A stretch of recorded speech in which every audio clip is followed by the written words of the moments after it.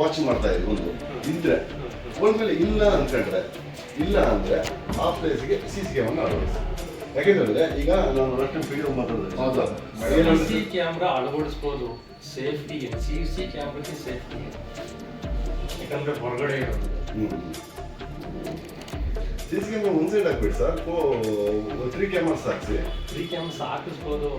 ಏನು ಸರ್ ಈಗ ನೀವು CC ಕ್ಯಾಮ್ರಾದ ರಕ್ಷಣೆ ನೋಡಕ್ ಹೋದ್ರೆ ನಾನು ಹೇಳ್ತೀವಿ CC ಕ್ಯಾಮ್ರಾ ರಕ್ಷಣೆ ಮಾಡ್ಬೇಕು ಅಂತ ಹೋದ್ರೆ ಈಗ ಊರಲ್ಲಿ ಗಬ್ಬೆದ್ದು ಹೋಗುತ್ತೆ. ಯಾಕೆಂದ್ರೆ ನಾವು ಈಗ ಯಾಕೆಂದ್ರೆ ಅಲ್ಲಿ CC ಕ್ಯಾಮ್ರಾ ಹಾಕ್ಲಿಕ್ಕೆ ಪವರ್ ಇಲ್ಲ, ಅಲ್ಲಿ ಸೋಲಾರ್ ಮಾಡೋದು.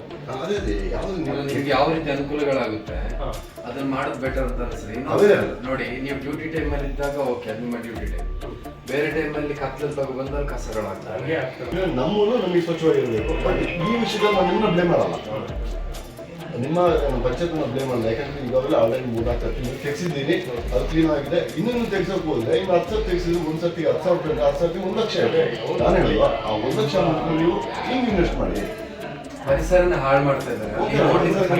ನೀವು ಹೇಳಿದ್ರಲ್ಲ ಆ ಪ್ರಕಾರನೂ ನಾವು ಚರ್ಚೆ ಮಾಡಿದ್ವಿ.